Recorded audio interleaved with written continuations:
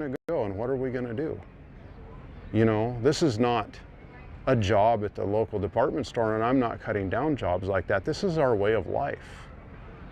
And now the prospect is we're going to have to go someplace completely different and start over again. The thing that saddens me is I see this happening. It's not just us. I see this happening all over the United States, and now I hear stories in Australia of this happening, and in Europe and in South America and Canada and Mexico. And where's it going to end? It's only going to end when the people stand up and absolutely demand that things are done differently. I've been talking about private land a lot, that this is public land in Wyoming. This is the upper Green River Basin. This is the headwaters of the Green River that flows into the Colorado River, that supplies water for Las Vegas, Los Angeles, a lot of the agriculture of the Central Valley. This is 100 miles south of Yellowstone National Park. This is 1,800 wells. This area is bigger, this county, Sublette County in Wyoming, is bigger than a lot of the eastern seaboard states in the United States. We also have the distinction here of having air quality worse than the city of Los Angeles for most of the year. There's times here where the school children aren't allowed to go outside at recess because of the air quality, because every one of these has an open evaporation pit. It has a production tank that spews volatile organic compounds. It has a separator that burns natural gas that creates NOx and VOCs and smog-forming particles. So here we are in the middle of nowhere, Wyoming, where it should be the cleanest environment you could ever want, and the children can't go outside and play because the air is so bad that it will give you asthma. It'll burn holes in your lungs.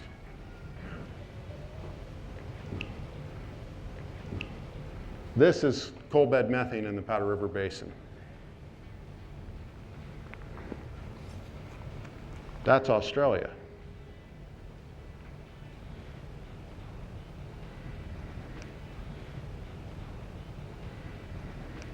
That's what breaks my heart. Because it's not about money, and it's not about energy independence, it's about human rights.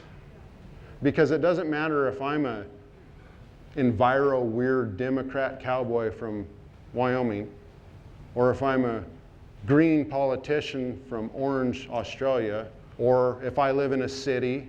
If I drink water and breathe air and eat food, this is my business.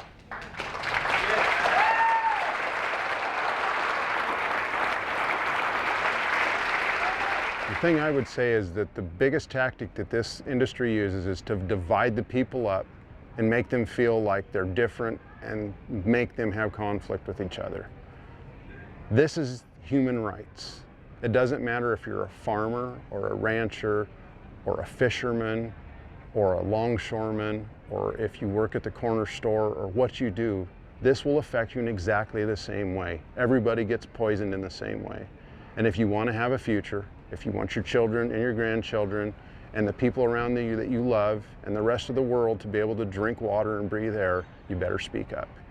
The people of West Australia and East Australia, all parts of Australia, need to stand together on this. It doesn't matter if it's coal seam gas or shale gas or tight sands, it's all the same, and it has the same end results.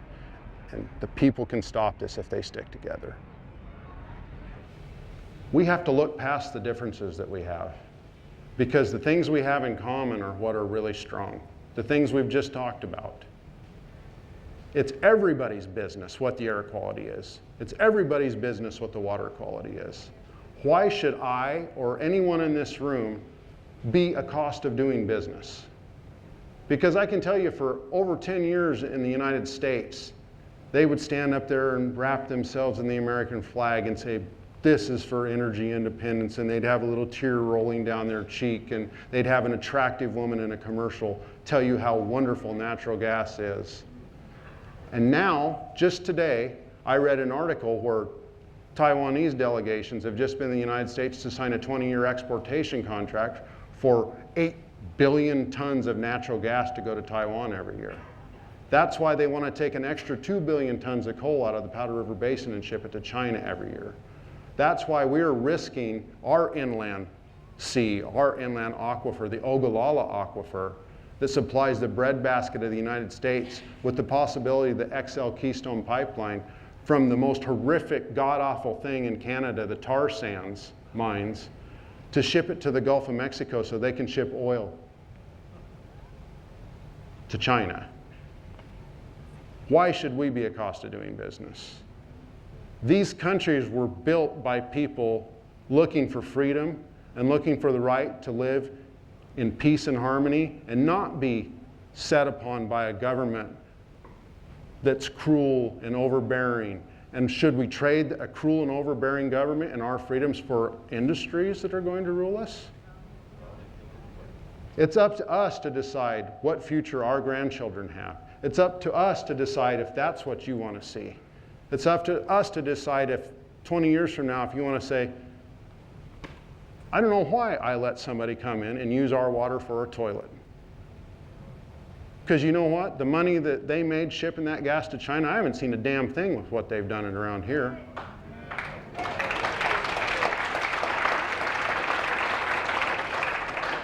We've got the Bakken oil shale in North Dakota right now. They're making more oil in the United States than ever in the history. But there's this weird twist that goes along with it. There's a whole bunch of natural gas that comes up with this. Natural gas, the same as coal bed methane, same as the tight sands that comes out that we're being run over the top of for.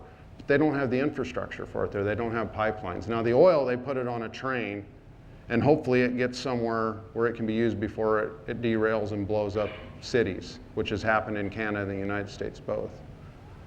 But seeing as how they don't have pipelines for the natural gas, they flare it, they burn it off. Every month in the state of North Dakota, they burn $100 million in natural gas. The Standing Rock Indian Reservation in the state of North Dakota has had people this winter freezing to death because they can't afford propane to heat their homes with. Some of the homes on the Standing Rock Reservation, you can see the glows of the gas fires at night from their houses, and they're freezing to death. But it's not convenient for them to use that natural gas. It's more convenient for them to burn it off.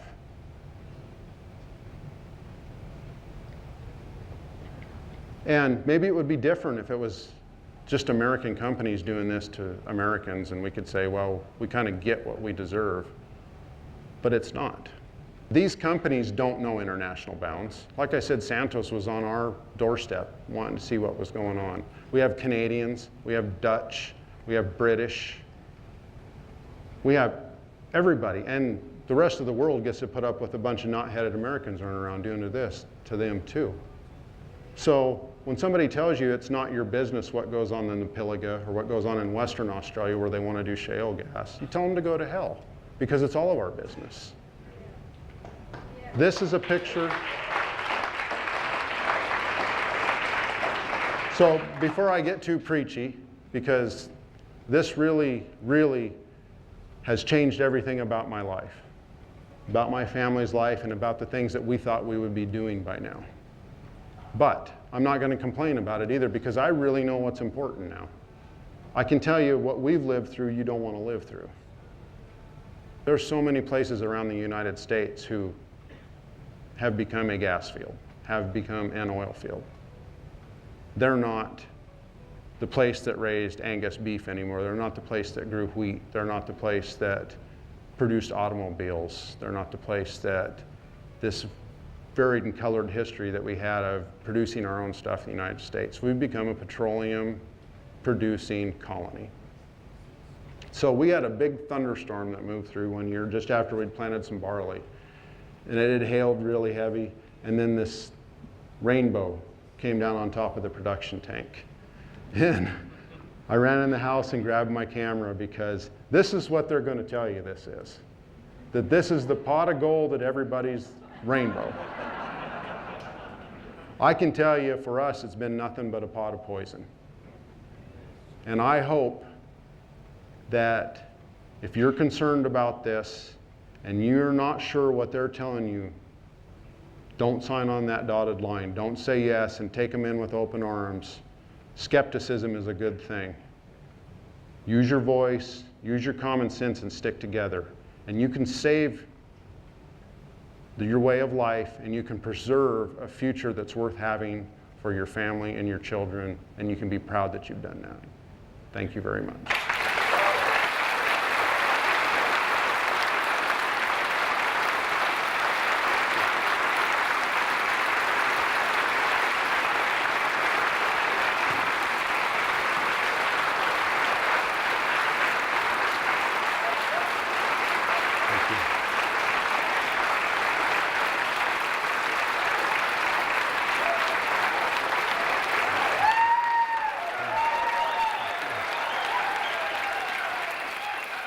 It was so emotional listening to John speaking from the heart, from first-hand knowledge, and to realise how desperate and helpless he and his family are to be stuck in that situation. Similar to Brian Monk in a way, and I've just been up to Tara to see the families up there. Unfortunately, Brian couldn't make it because he was too sick. I'm a cattle farmer on disputed plains, and what we just heard from John Fenton from Wyoming is just what we have been getting told from Tara and other people that have had similar stories happened there, but they're a lot further along already, and we have a chance to stop this now, and it's great that everybody got to hear that.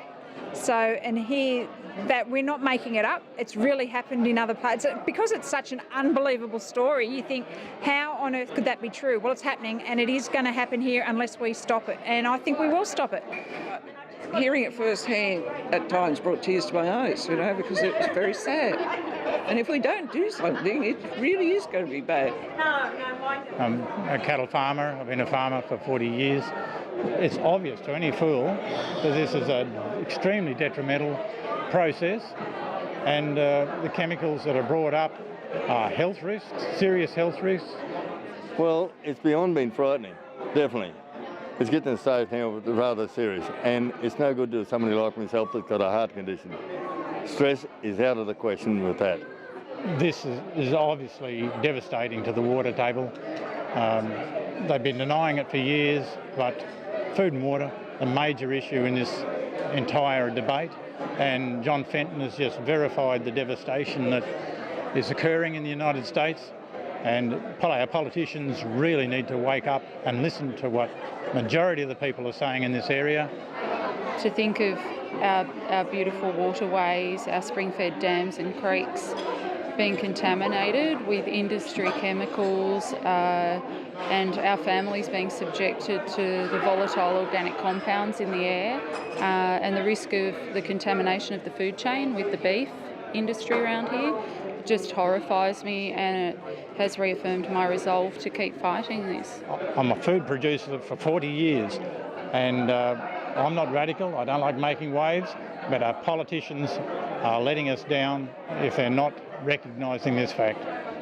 I do think we will eventually win. We didn't think we'd be spending our old age doing this. It's quite devastating for us, actually. We don't have a gas shortage. It's not to fill a hole in the market. It's to be exported, and there's no denial about that. That's what they want to do. It's not. We've got the biggest uptake of solar energy anywhere in Australia on the North Coast. So why not continue with that vein instead of trying to push the gas issue? It's not wanted here. As a tribe, we are here forgivable and very reasonable country. We thank you for visiting. We thank you for the information. Thank you, sir.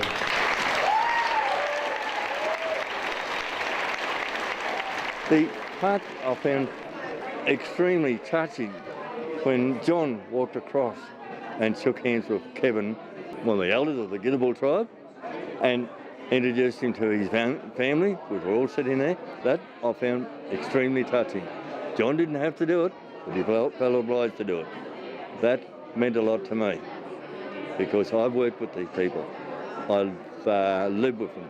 I respect their spirituality, Aboriginal spirituality, and if you can do that, their culture grows within you. And Bonnie, she's another one of the elders. She don't pull no punches. She just tell them straight to their face, you are trespassing on our land. Get off. Well, read the information that's available, there's a lot of it, and be informed. And if you have an opinion, have an informed opinion, and do not listen to the politicians that are brushing it aside. Have your own personal informed opinion on it. We've got to stop it for the sake of our grandchildren. I've got 6 grandchildren, and I could not bear the thought of them growing up in situation that John Fenton has just come from in America. It's not going to happen here. It's not going to be their future. No way. No way.